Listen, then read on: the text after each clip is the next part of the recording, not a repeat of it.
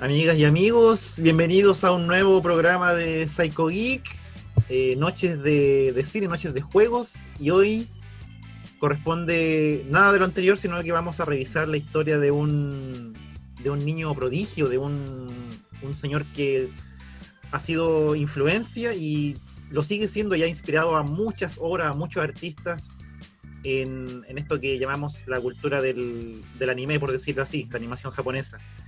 Y para hablar de este tema más a fondo está nuestro experto en cine, en todo lo que ello involucra, nuestro amigo Francisco Bravo. ¿Cómo estás, Gracias. Francisco? Súper bien, súper bien. Y por supuesto, me acompaña mi amigo, El no tan inigualable, experto. el no tan experto, pero igual le pone empeño, Álvaro Guerrero. ¿Cómo está ahí, Alvarito? Bien, con un poquito de frío, pero bien. Sí, hace frío, cabros. Antes de empezar, Álvaro, te quería preguntar una cosita. Pregunte. ¿Dónde nos pueden ver, dónde pueden encontrar este maravilloso invento que se llama Psycho Geek? En internet. Yo creo que es la manera más fácil. Todavía no tenemos una señal vía periódico o vía televisión por cable. Ah, no.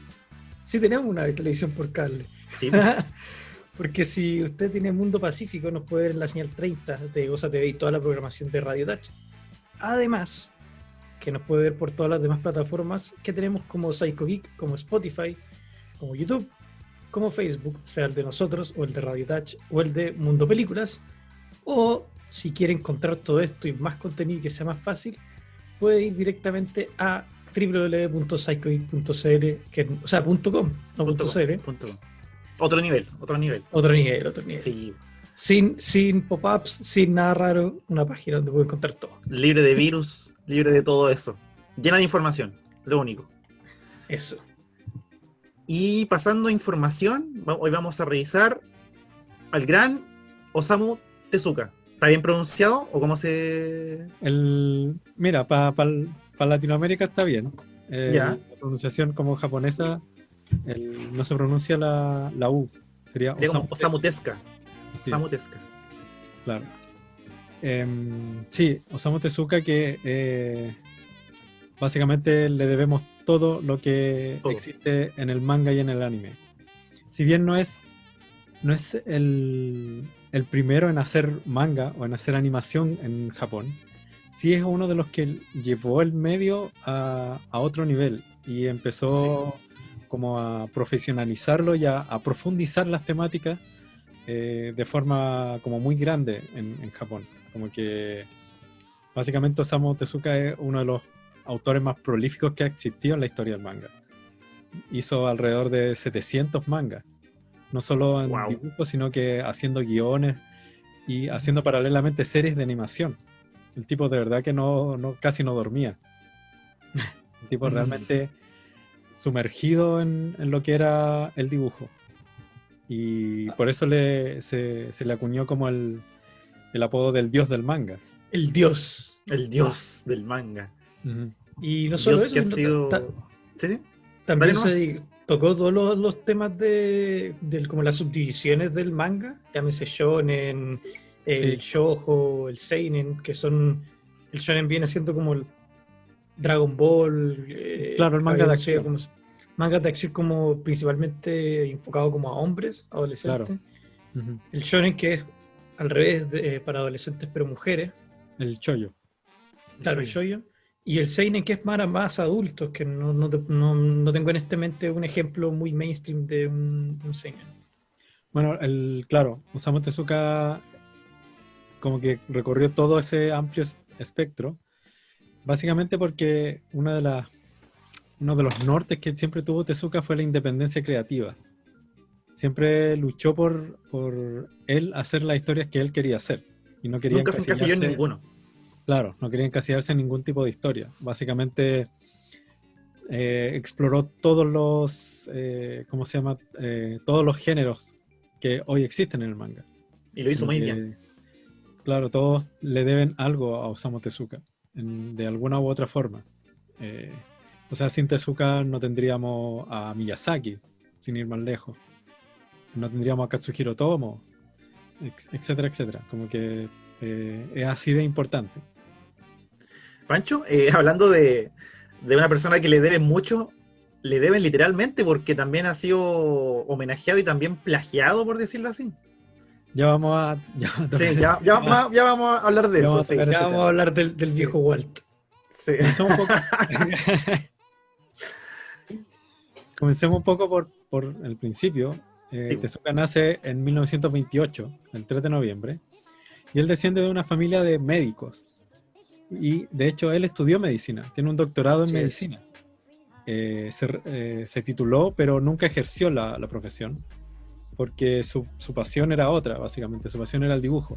Sin embargo, todos estos conocimientos de medicina como que lo ayudaron a varias obras que él hizo. Entre ellas, una de las más conocidas es Black Jack, que es la historia como de un médico que estaba como por fuera de la ley.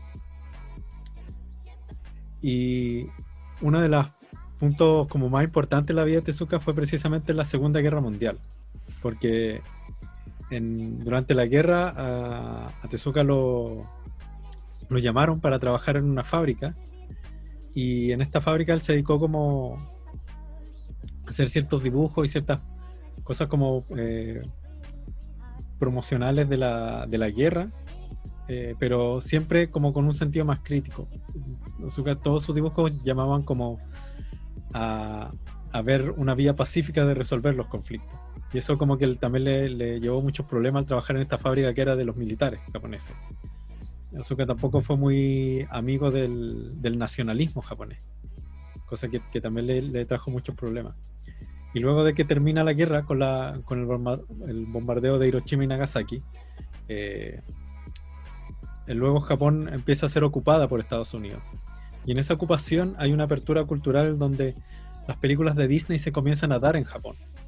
Y esto es un punto súper importante porque es ahí donde Osamu Tezuka agarra su mayor influencia. Gran parte del estilo de Tezuka es de admiración y de aprender cosas que veía viendo las cosas de Disney. Que vendría siendo paradójico años más tarde que... Las vueltas de la vida. Claro. Sí, Tezuka ha dicho varias veces que él es muy admirador de las películas de Walt Disney. Cuando niño veía mucho. Parece que hay una entrevista, no sé si una entrevista o un rumor, donde dice que él había visto como 80 veces Bambi y que era su película favorita de Walt Disney. Uno puede encontrar en los mangas de Tezuka mucha influencia. Así, muy claras de lo que era Disney en los años 50, por ejemplo. Hay un Tezuka trabajó en un manga o en una adaptación de un manga de Bambi. Sí, así es. Que sí, es participó como en esa adaptación. Que es como una mezcla entre lo que viene siendo el libro original de Bambi, la película. Claro. Y la hizo como de manera promocional para cuando empezaron a llegar las películas de Walt Disney a Japón. Imagínate lo mucho que quería Disney.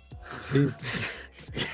Para que después... Empieza, bueno, de muy chico dibujando, y su primera publicación la hace a los 20 años. Que es su primer manga, que se llama Shin Takarajima, de 1947, que vendría siendo una traducción como La Nueva Isla del Tesoro, que está basada en el libro de la Isla del Tesoro, pero con elementos de fantasía y de ciencia ficción añadidos. Este es como su primer manga y su primer éxito. Le fue muy bien a Tezuka con este manga. Y empieza ahí su carrera de mangaka, haciendo muy prolijo, casi todos los años sacando 1 o 2 obras. Y en el 49 lanza una obra también muy importante en el manga, que se llama Metrópolis. Ahora, hay muchas confusiones y se ha dicho muchas cosas porque se sabe que hay una película muda muy importante en la historia del cine que se llama Metrópolis, dirigida por el alemán Fritz Lang. Y es curioso ver tantas similitudes entre el manga Metrópolis y la película. Se le ha consultado, o se le consultó varias veces en varias entrevistas a Osamu Tezuka de si la obra está inspirada en la película. Por decirlo de alguna manera. No quiero hablar como de plagio, pero lo que siempre ha dicho Osamu Tezuka es que él nunca ha visto la película, o nunca la vio, y que sin embargo él se inspiró más como en los afiches de la película, que él como que los vio afuera de los cines y como que lo inspiraron a hacer una historia como de una metrópolis con robots. Ahora, Se le ocurrió una historia completamente distinta. sí, la historia es bien distinta, pero tiene partes que son muy similares. Entonces por ahí lleva la suspicacia de si realmente Mira, la vio o no y cuántas cosas sacó de la película. tendería a creer que se puede haber inspirado por cosas simples como esa, porque él no ha tenido vergüenza en decir en qué se ha inspirado, o siempre ha sido muy, muy honesto en ese sentido. Uh-huh. Como que no Sí. ha negado de sacar inspiraciones, ideas incluso. Claro, y claro, el manga de Metrópolis es una excelente historia, y empieza a tener estos elementos que empiezan a conformar un poco los contenidos más polémicos de Osamu Tezuka. Eso quiere decir, como por ejemplo tenemos la historia de un robot que es construido pero que no tiene género, y que a lo largo de la historia es hombre y después pasa a ser mujer y después se transforma. Creo que, si mal no recuerdo, como que uno presionaba como un botón y se cambiaba el género del robot. Sí. Pasaba de ser hombre a mujer. Uh-huh. Cosa que después le traería como problema a Osamu Tezuka. Porque él siempre, de alguna manera, siempre tocaba el tema de la homosexualidad o no sé, intrigas políticas, o de las luchas contra el poder. Entonces, en una sociedad tan conservadora como la japonesa, no estaba en esos años preparada todavía para este tipo de temática. Y por eso también Osamu Tezuka es muy adelantado en ese sentido. Sí, como dice el Pancho, sorprende mucho. Hay que decir que, sobre todo, una de sus obras que quizás vamos a hablar de ahí adelante, La Princesa Caballero, salió en los años 50. O sea, así es. Estamos hablando de tocar temáticas que son muy discutidas el día de hoy recién. Uh-huh. Y que suele ser sorpresa para muchos que se empiecen a tratar de esos temas en películas, en animaciones, en lo que sea, y Tezuka ya venía tratando estos temas desde hace mucho tiempo. Claro. En el 50 publica Yunguru Tatei, Kimba el León Blanco, que otra de las grandes obras reconocidas, sobre todo en Japón. Y en el 67 se lanza la serie en anime. Serie que fue censurada por la temática, no por tener una temática, como hablábamos de Metrópolis, como de sexualidad, sino que... ¿Y cuál era la temática de Kimba? Era parte de la historia con César, que es el padre de Kimba, que trata de salvar a los animales de la ocupación humana en los hábitats naturales. Y logra crear como una especie de nación independiente, donde todos los animales pueden vivir más o menos tranquilos. Sin embargo, en esta construcción de este paraíso para los animales, empieza a soltar el ganado de los seres humanos para tener alimento para los animales. Y ahí empieza una especie de guerra contra los seres humanos, animales y humanos. Mira. Los humanos tratan de cazar a César y lo capturan a él y a su esposa, la cual después en cautiverio da a luz a Kimba. Y una vez que Kimba nace, la leona, como que ella estando en un barco, lanza a Kimba hacia el mar para que se pueda salvar. Y al regresar Kimba a su tierra natal, como que empieza a llevar a retomar el legado de su padre, y a proteger a los animales y todo en una nación independiente a la de los humanos. Y hay todos tintes políticos que en Japón no cayeron muy bien, y que terminó siendo la serie animada, terminó siendo censurada en los 60. Y luego en el 52 sale el manga Tetsuwan Atom o Astro Boy. También, y la serie animada íconos de... Es la serie más famosa, sí, la más conocida de Tezuka. Y Astro Boy es un ícono en el manga en Japón. ¿Qué es lo interesante de la historia? La historia cuenta que un científico sufre la muerte de su hijo en un accidente de autos. ¿Y qué es lo que hace? Construye una réplica idéntica de su hijo de forma robótica. ¿Les parece conocida esta historia? Eso te iba a decir, pues. Sí. Sí. Mega Man. Inteligencia artificial. También. reemplazando al hijo por un robot. Ujú.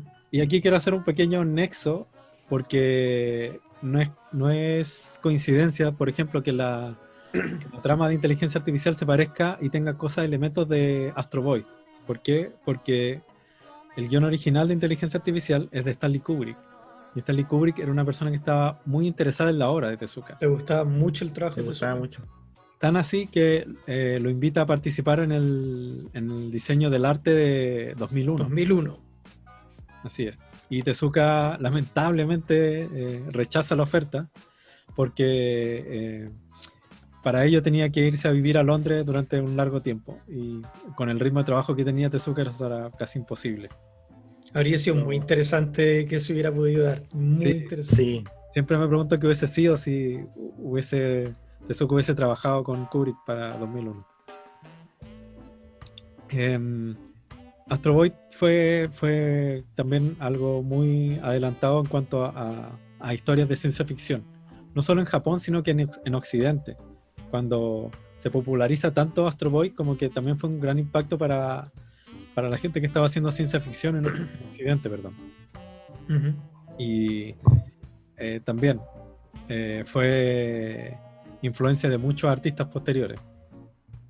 Astro Boy también tiene momentos que fueron muy como de crítica social. Incluso hay momentos en que en un manga Astro Boy pelea con fuerzas armadas estadounidenses que van a bombardear Vietnam. Claro. O sea, así de ¿cómo se dice? De sin miedo a decir las cosas y contar las historias que tenía y que quería contar, tenía Tezuka. O sea, tocaba todas las temáticas y Sí, pues. sin ningún tipo de censura de su parte, no mantenerse alejado de los temas.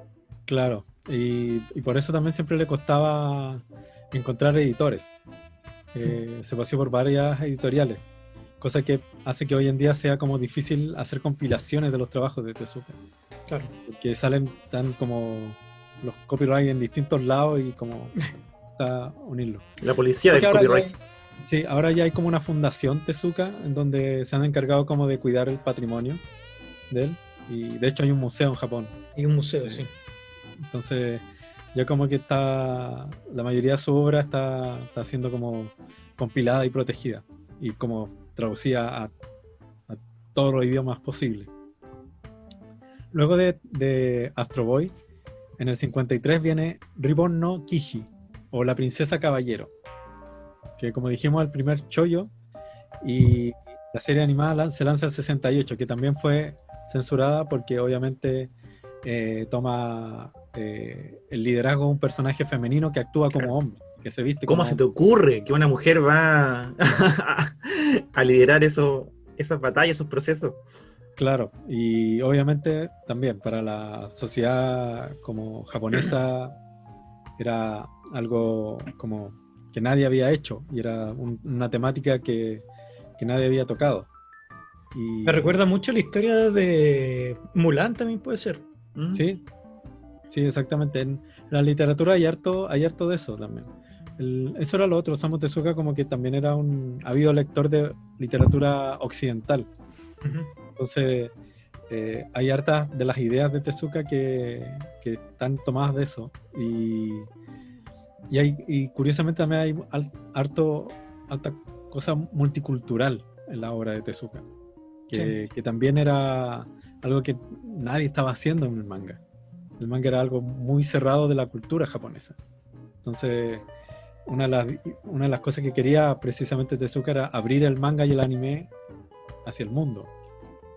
Y como dijimos, nunca tuvo temor, ni en verdad, siempre fue muy, muy honesto de quien tenía inspiración. Incluso en Japón él es el presidente del club de fans, creo, de Superman. Era muy fan de Superman. Sí. Entonces, todo está no solo manteniendo la cultura japonesa dentro de su manga, sino que reflejaba mucho lo que tomaba de distintos lados, como que se nutría de distintas culturas, de distintos estilos, de distintas maneras de contar historias. Claro, sí. Eso hacía tan rico las historias que él contaba. Y historias de largo aliento, como que él también es el primero en hacer historias que eran un desarrollo mucho más largo Y también hace una innovación en cuanto a la narración gráfica. Osamu Tezuka ocupa técnicas que son cinematográficas. Por lo general las viñetas en los mangas antes de Tezuka eran muy estáticas. Y Tezuka les da más dinamismo en cuanto a hacer secuencias que indiquen más movimiento y más dinamismo. Ocupaba planos cinematográficos como el picado y el contrapicado. Hacía como cosas muy innovadoras en el manga, tanto como en el diseño de las viñetas como en la parte de la narración. Incluso ya como entraron los 70 se pone más experimental incluso en algunas cosas. Sienta las bases de todo lo que es el manga en Japón. Y en el 54 que hace una de las obras más interesantes, que se llama Fénix. En Japón se llama Hi no Tori, que queda inconclusa tras la muerte de Osamu Tezuka, porque al final era una obra tan monumental, tiene como 12 tomos, y habla básicamente de la búsqueda del ser humano por la inmortalidad. Y cada volumen son varias historias que cuentan desde distintas épocas y en distintas perspectivas como esta búsqueda de la inmortalidad. Algunas están en el futuro muy lejano, otras en el pasado del Japón, etc. Y claro, Tezuka nunca alcanzó a darle una conclusión a esta historia, o a esta gran saga de Fénix. Y en el 67 hay otra obra destacada de Osamu Tezuka que se llama Dororo, que también es sienta las bases para un género del manga que es el género de los samuráis. Sí. Donde la historia es increíble. Se trata de un tipo que ofrece creo que son, no me acuerdo si son 42 o 48, creo que son 48 demonios. A 48 demonios o yokais le ofrece como su primogénito en favor 48, de que sí. 48 en favor de que a él le den poder para como gobernar Japón, por ejemplo. Y los yokai o los demonios le conceden esto, y cuando su mujer da luz a un hijo que le faltan 48 partes de su cuerpo. O sea, no tiene rostro, como que le faltan extremidades, le faltan órganos internos. Entonces el padre trata de matar a este hijo, y la madre no lo deja y lo pone en una canasta y creo que lo manda como al río. Ahí lo encuentra un doctor que ayuda a esta criatura y le construye unas prótesis. Le construye un rostro, unos ojos, unas extremidades, etc. Y bueno, y el elemento más fantástico es que todas estas extremidades tenían armas ocultas. ¿Para qué? Para que este niño o esta persona se pudiera defender del mundo. Y a este niño le enseña a ver con el alma y a comunicarse con la mente. Entonces tenía como estos poderes. Y este niño crece y va en busca de estos 48 demonios para recuperar cada una de las partes de su cuerpo. Y en este viaje lo acompaña otro niño que se llama Dororo, que es como un niño ladrón, huérfano, que lo acompaña como en esta aventura. Realmente muy, muy entretenida la historia, y también muy innovadora en cuanto al género de samurái. Claro. Porque mezcla la fantasía con las peleas de samurái. Bien, bien interesante. Este manga fue adaptado hace poquito. ¿Sí? O sea, sí. Tiene una adaptación al anime. Creo que del año pasado, algo así. Había escuchado. Voy a investigar más porque sería bueno echarle una mirada porque la historia es bien, bien llamativa. Pero no sé si perdón. Uh-huh. No, dile, se estaba buscando. En el 67 ya Tezuka un poco chato de la censura y que lo controlaran tanto. Decide crear su propia editorial, su propia revista que se llama la revista Com. En esta revista sigue publicando sus mangas con absolutamente total libertad. Lamentablemente, la revista quiebra unos años más tarde. Básicamente Tezuka era una persona como un poco confiada y de buenas intenciones que quería hacer su arte pero que no cachaba mucho de negocio. Crea un estudio de animación también, del cual lo echan. Él es el fundador del estudio y lo echan al mismo. Y ahí también empiezan a haber disputas legales por los derechos de sus obras y todo eso. Que él termina ganando, obviamente. En el 70 empieza lo que se llama como la época oscura de Osamu Tezuka.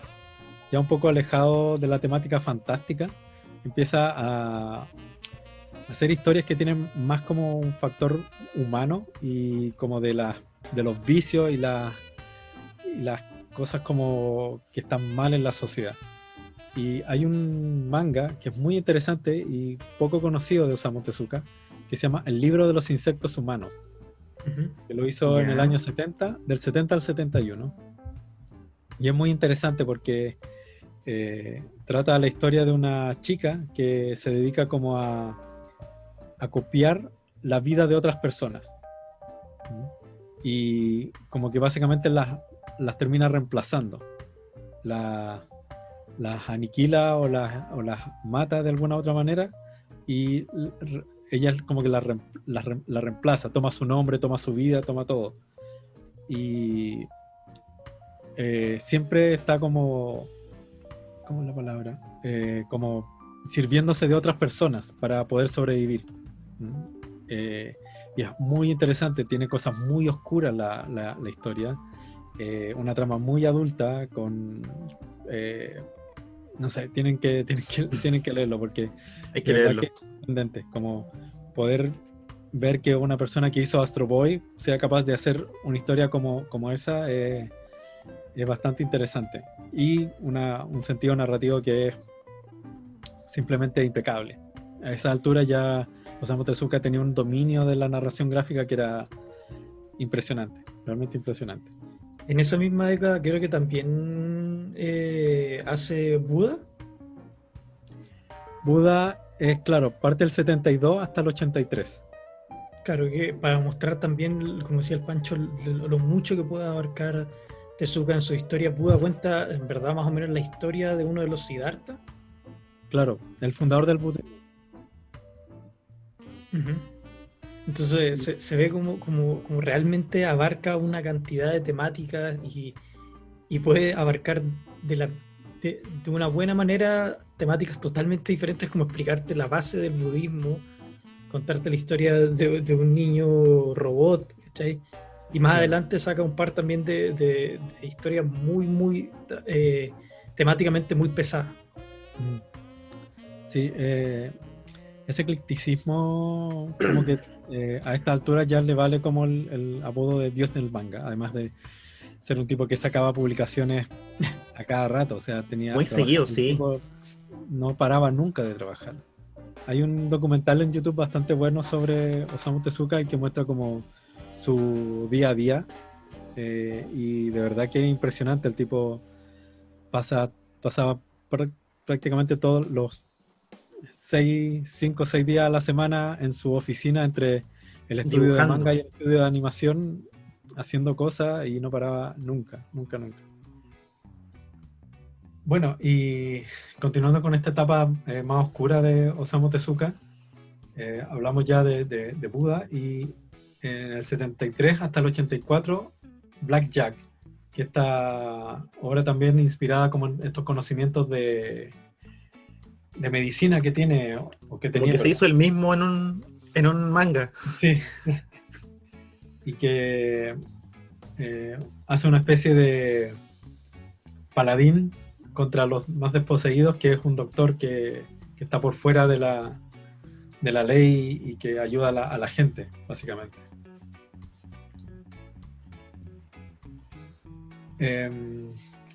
Estas son como un poco las grandes obras que nos dejó Osamu Tezuka, que tiene muchas más. Sí, son extenso el listado.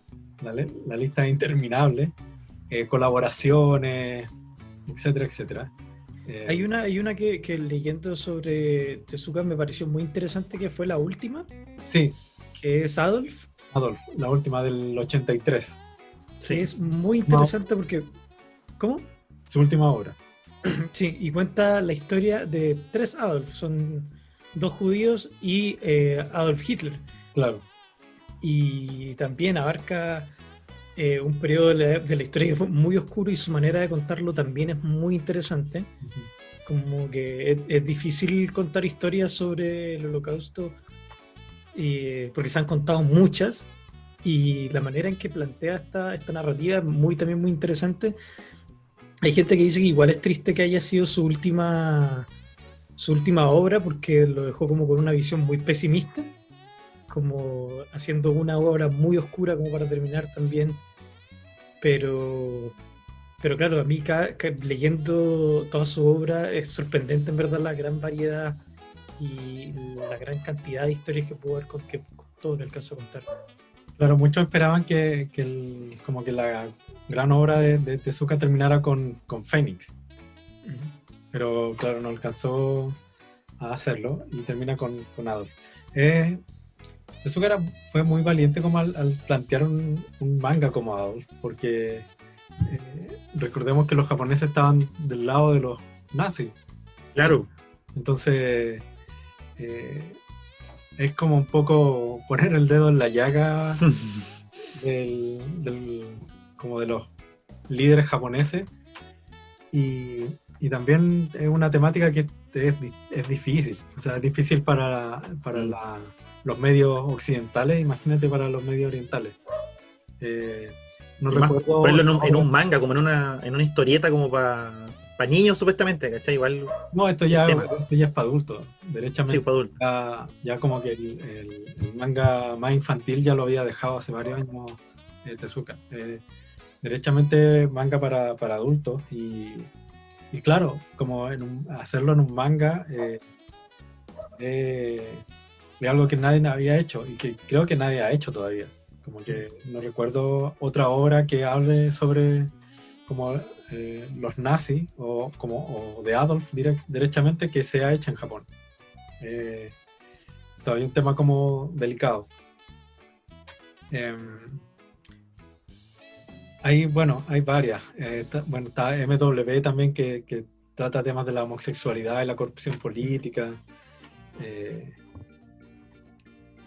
Él fallece el 89, a los 60 años. Y muy joven. En sus últimas obras, como que hay una entrevista en donde él dice que le preocupa como que ya no está como dando como llenando sus expectativas del dibujo. Él dice como que antes, cuando era más joven, podía hacer un círculo como perfecto, súper bien hecho, y que hoy en día como que al hacer la línea hacia abajo, como que ya le empieza a temblar un poco la mano. La edad también, pues. Y recordemos que también falleció de cáncer de estómago, también puede haber sido un agravante para sus ganas o su energía al dibujar. Sí, esta cosa de no parar de trabajar también. Sí. El ritmo, en general el ritmo de los mangaka en Japón es terrible. Es pesado. Sí, es súper pesado. Así que, claro. Y ahora quiero hablar un poco de la polémica con respecto a Kimba, el león blanco. Y es que, claro, esta era una obra que fue muy popular en Japón, e incluso fue popular fuera de Japón. La serie animada se dio sí, acá en Chile, Europa y en América, tanto en Estados Unidos como en Chile. Pudimos verla acá en Chilevisión, creo que la dan. Sí, sí. Temprano, sí, muy temprano. Y para el público japonés fue como un shock después cuando se estrenó creo que en el 94, si no me equivoco. Sí, el 94 es la primera. Se estrena El Rey León y es una historia que es exactamente igual a la de Kimba. Y como que, de hecho, por lo mismo, muchos pensaron que era como una especie de adaptación de Disney, de la obra de Tezuka. O de homenaje. Claro. y hasta la fecha Disney nunca ha reconocido. Nunca ha reconocido. Sí, de hecho, el guionista o el escritor del Rey León dijo que desconocía el trabajo. No sé quién es de Kimba, Tezuka y que no lo tenía conozco. idea. Es muy raro todo. Y de hecho hay evidencias, hay pruebas de color en que originalmente Simba iba a ser blanco. Sí. Entonces sí. Y hay como memorándums en donde en vez de hablar de Simba hablan de Kimba. Entonces hay todo hay toda una confusión, una cosa media oscura ahí detrás. Y un conflicto igual, sí. Po. Uno de los actores que hizo como los doblajes originales, que creo que es Matthew Broderick, que iba a ser la voz de Simba, cuando le propusieron el proyecto, le dijeron que iba a trabajar como en esta película de Disney. Él se emocionó mucho porque pensó que iba a ser una adaptación de Kimba, del León Blanco, y él en varias entrevistas decía, yo voy a ser Kimba. Y claro, pues después como viendo los guiones y todo, como que dice... Oye, te equivocaste, aquí dice Simba, no Kimba. No, es Simba. Entonces, ¿Quién es claro, Kimba? No sé quién es. Hay toda una suspicacia. Ahí hubo demanda y curiosamente todo este juicio con respecto a este plagio no se resuelve en tribunal y se resuelve con un arreglo monetario, que hasta el día de hoy no se sabe de cuánto dinero fue.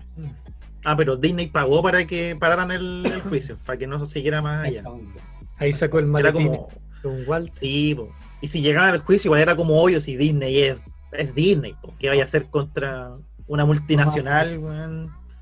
De forma extraoficial, hay gente que trabajó en la producción del Rey León ha dicho que originalmente el proyecto, en su génesis, en su como forma primigenia, estaba pensado como una adaptación de Kimba, el León Blanco, como un homenaje.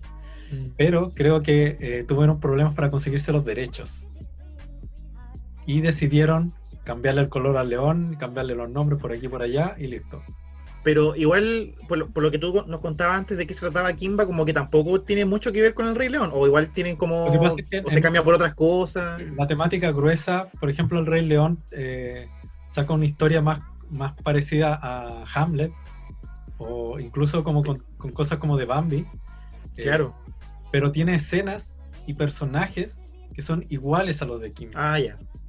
Por ejemplo, esta cosa de que el padre se le aparece como en forma de nube es exactamente igual, tanto en el manga como en el anime. Hay incluso hasta una referencia en Los Simpsons. Sí, los Simpsons se burlan de eso. Mufasa le dice Kimba, le dice Kimba más. Perdón, Simba. Sí. Pero claro, ¿no? Y aparte el arco del regreso de Kimba a la selva es el mismo arco del regreso al reino de Simba, o sea, sí. Como que en esos puntos globales son los que se notan el parecido. Exactamente. Entonces, yo creo que el proyecto, claro, parte como este homenaje, pero al tener problemas con los derechos van modificando y cambiando cosas y tratando de pasar piola. Y claro, a esa altura ya Disney era una corporación multimillonaria que podía pagar para salirse con un equipo de abogados que por supuesto le iban a permitir ganar cualquier demanda. Sí, exactamente. Sin embargo, en Japón la gente sigue recordando a Kimba y no a Simba. Y eso es lo otro, como que uno ve como la publicidad cuando salió el Rey León y Disney lo presenta como la primera historia original de Disney, que no está basada en ninguna otra. Entonces, como... Sí, porque ese otro punto, a ese punto todas las películas de Disney que venían saliendo eran reimaginaciones o habían conseguido los derechos. Bueno, claro, cuentos antiguos, sí. Sí, entonces, claro, como que presenten al Rey León como la primera obra original es ser demasiado patudo.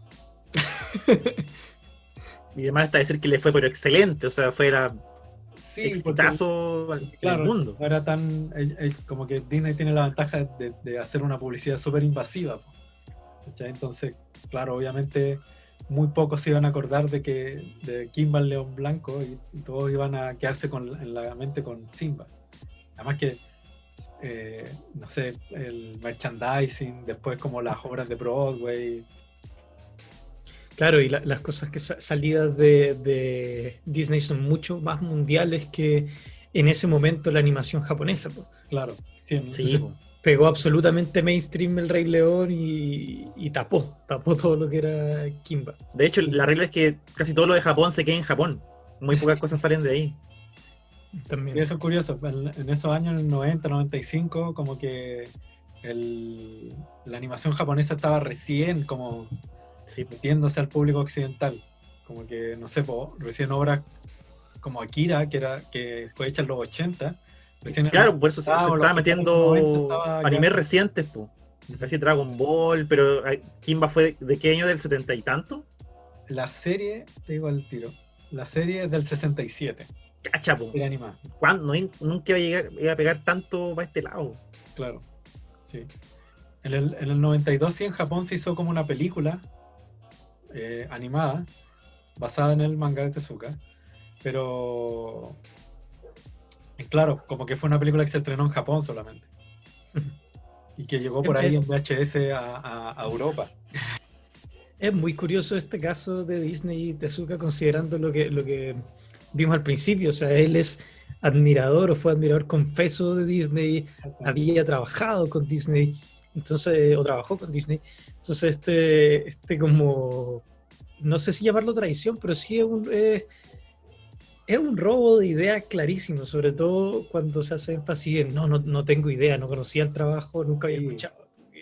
Sí, como que el argumentar eso ya como que tiende a ser malicioso al final. Sí, pero igual hay que pensar que en ese tiempo ya habían otros directores o ejecutivos de Disney que en el tiempo que Sí, Tezuka trabajó con Disney, ¿cachai? sí, Entonces porque ya como que Disney ya claro, se había transformado en una sí, maquinaria multinacional, como que ya no era el estudio de Walt Disney, ya era otra cosa. no era el nombre de Walt Disney, era otra, claro, era el castillo, era el imperio El imperio, claro. de Mickey Mouse. Ujú. Así que, claro, como que podemos hablar de que, a ver, si me dan un minuto, Sí. Dale. me acordé que tengo un material interesante.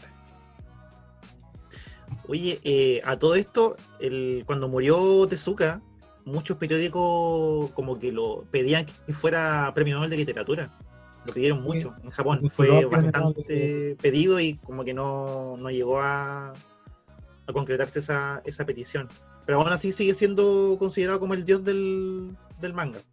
Ujú.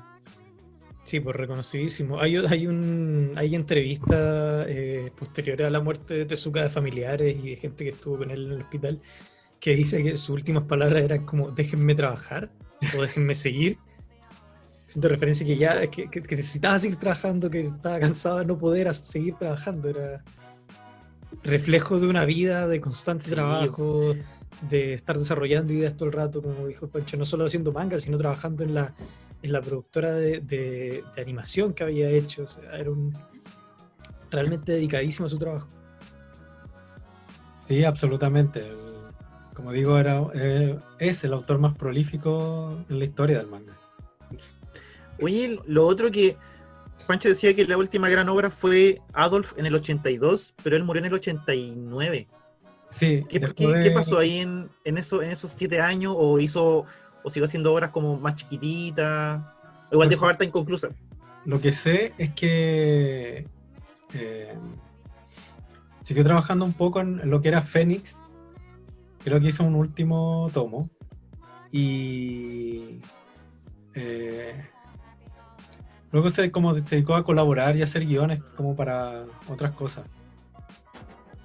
Pero lo importante Pero es que como nunca sobra- dejó de trabajar. Claro.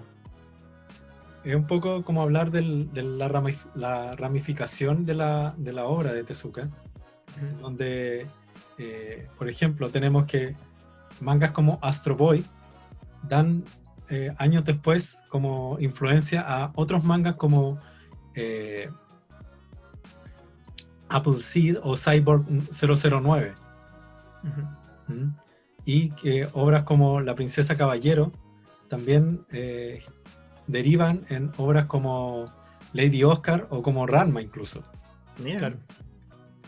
Y obras como Dororo también derivan en obras como Lobo Solitario y su cachorro, donde como esas obras tan importantes como que se derivan y crean otras obras que también terminan siendo súper importantes en el manga.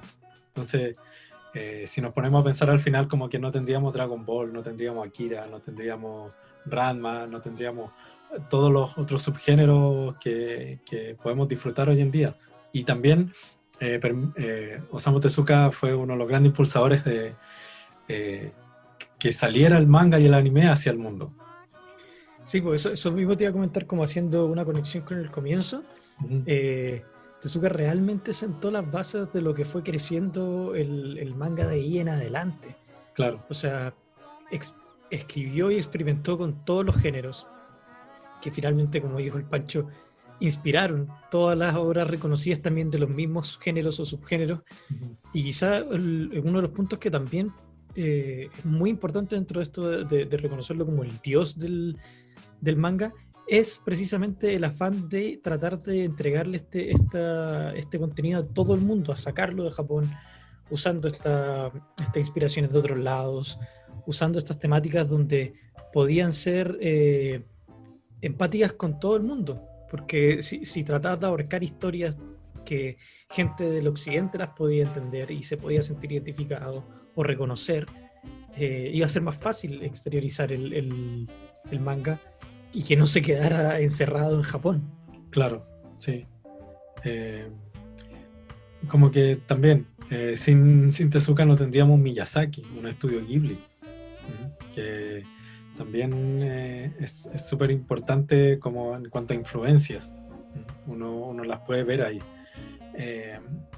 Katsuhiro Tomo también, como toda la gente que terminó siendo súper importante también para que el manga saliera al mundo. Claro. Es gracias a que Tezuka hizo una labor tan incansable en cuanto a experimentación en un medio que estaba como en pañales todavía. Si bien ya llevaba años, como que nadie la había desarrollado como Tezuka la desarrolló. Y eso vale como la gran importancia. Hay varias de las obras de Tezuka que están traducidas al español. Se pueden encontrar tanto en internet como en librería. Vale la pena echarle un ojo. Yo he leído algunas y son obras que envejecen muy bien, porque están muy bien hechas, están muy bien escritas.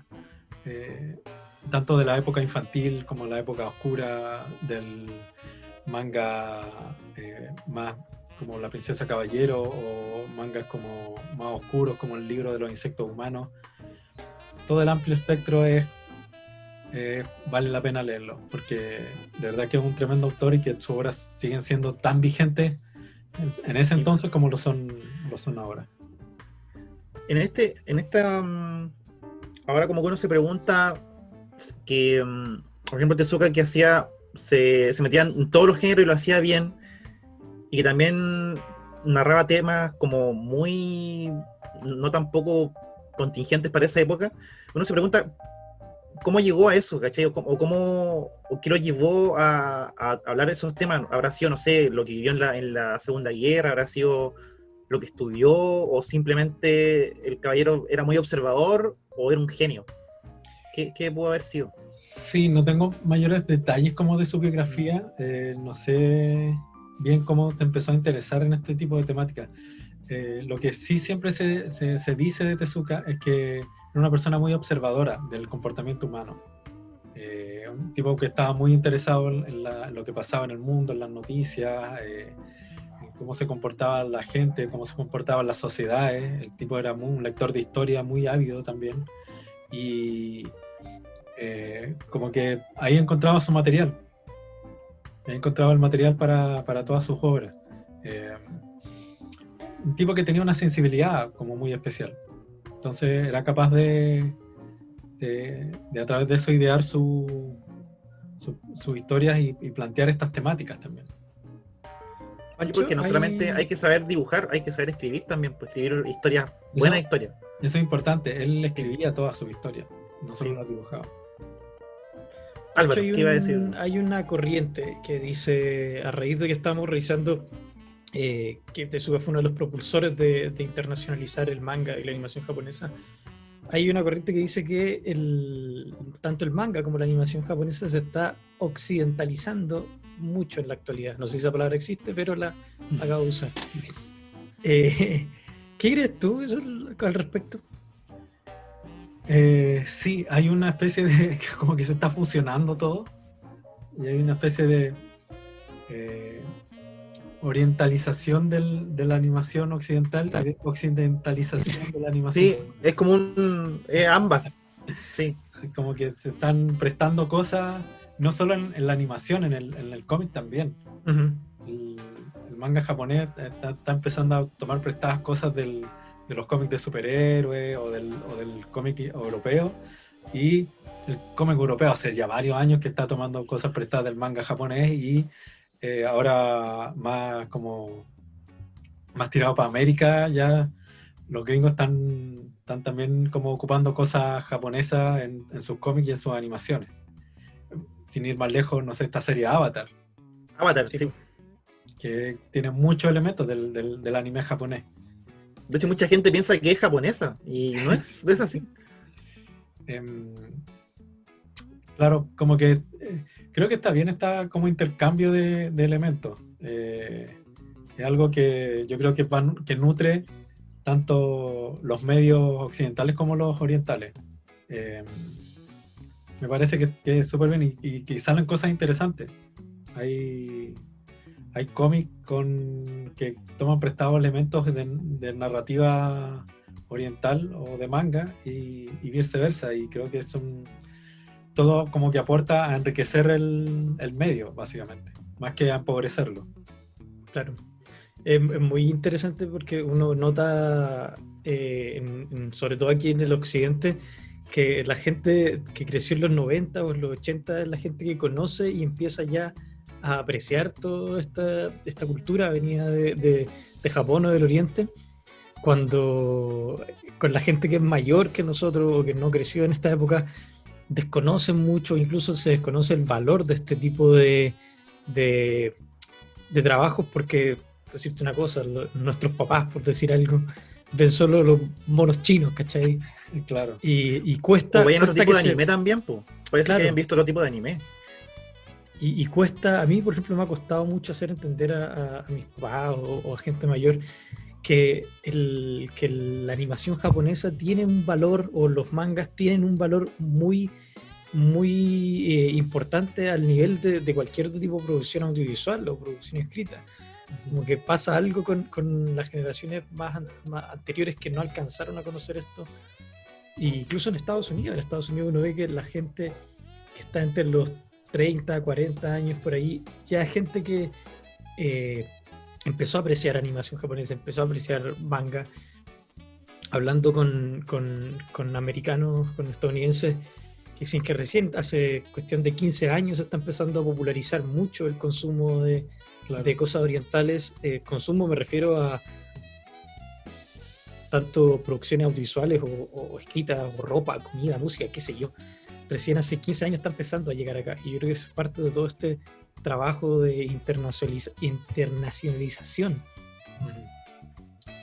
Sí, claro, y pasa algo, como que Tezuka durante un tiempo como que fue bastante restringido y censurado por temáticas y por el tipo de historias que hacía, pero todos los niños y adolescentes que veían y leían las obras de Tezuka, después como que le devolvieron la mano cuando ya eran más adultos, y Tezuka ya estando ya mayor, como que fue un revival de la obra de Tezuka, en donde toda esa gente empezó a comprar todo el material que había hecho durante esos años perdidos en que Tezuka no era tan reconocido, y eso también le dio como ese auge de ahora ser un autor muy importante y muy esencial para entender lo que es el manga. En Occidente por muchos años el cómic estuvo ligado a solo el nicho del cómic infantil y adolescente, con temáticas que eran infantiles y adolescentes, sin profundizar mucho en cosas. Y hablo particularmente como en la industria del cómic estadounidense con los cómics de superhéroes, en donde había un par de autores que trataban como de meter algún tipo de temática un poco más profundas, pero nada como lo estaban haciendo en Japón, como lo estaba haciendo Tezuka, ya en los 50 y en los 60, por ejemplo. Y para qué hablar en los 70, ya con su etapa más oscura. Incluso en Europa ya también el cómic estaba como agarrando cosas mucho más de cómic adulto, ya se estaba hablando del cómic adulto, y en Estados Unidos como que les costó más un poco hacer esa transición. Creo que todavía el cómic de superhéroes está como relegado un poco a una mentalidad más infantil, si bien claro, hay no muy tomado en serio cosas más específicas que sí son como mucho más de adultos, que podemos hablar de Watchmen o de Arkham Asylum en cuanto a Batman, o algunas cosas de Superman también, pero en el grueso de la industria del cómic de superhéroes todavía se siguen haciendo historias que están pensadas para adolescentes. Incluso en esta diferencia del cómic como para adultos, incluso en la terminología, quien escribe cómic para adultos se tiende a usar la palabra de novelas gráficas, ¿cachai? Claro. Que es un término que autores como menos conocidos, entre comillas, como Will Eisner, como que empezó a acuñar en Estados Unidos, pero que tampoco fue muy popular. Como que ahora recién se le está dando un carácter de que hay cómics para adultos, y no hablando de cómics para adultos como pornográficos, ¿cachai? Sino que hablando de temáticas que son adultas.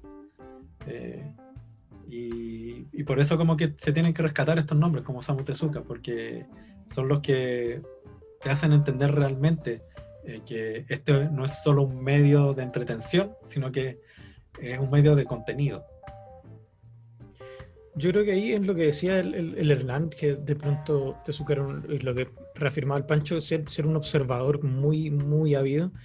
Se puede notar que de pronto en esta cualidad que tuvo de poder internacionalizar y se haya visto en su época o después, está ese valor del haber sido muy observador de los demás contenidos, que ya lo hemos dicho constantemente, admirador de Disney, admirador de cómics. Decían que le gustaba mucho la banda sonora de 2001 porque le gustó mucho la obra después de no haber podido trabajar en ella. Entonces tenemos una persona que supo como recibir culturalmente agregados culturales de todos lados, de todos sus gustos. Sí, exactamente. Él disfrutaba mucho de todas las obras que venían de afuera, como que era un lector de cómics de Europa, iba a convenciones, intercambiaba material con otros autores, un tipo que no estaba como encerrado solo en lo que pasaba en Japón, sino que estaba mirando al mundo. Claro. Que para un japonés de esa época, incluso hasta esta altura, el japonés tiende a ser muy, no sé si nacionalista, pero como muy guardado en su cultura y de mantenerse netamente en lo que viene del oriente de Japón, ¿cachai? Sí, por eso me parece interesante como esta especie de intercambio de códigos del medio del cómic y el manga, por ejemplo. Siento que en varias obras como que aporta, en algunas no tanto, pero hay de todo en realidad. Hasta que viene Walt Disney, te saca la idea. Bien, amigos, llegamos al final de esta travesía, de este paso por la vida de este gran hombre, el señor Tezuka, que fue censurado en su tiempo, también por eso mismo fue un adelantado a su época, y que por supuesto que es un hombre que vale la pena apreciar de ver su maravilloso arte. También revisamos la polémica que tuvo con esta animación, con la película del Rey León.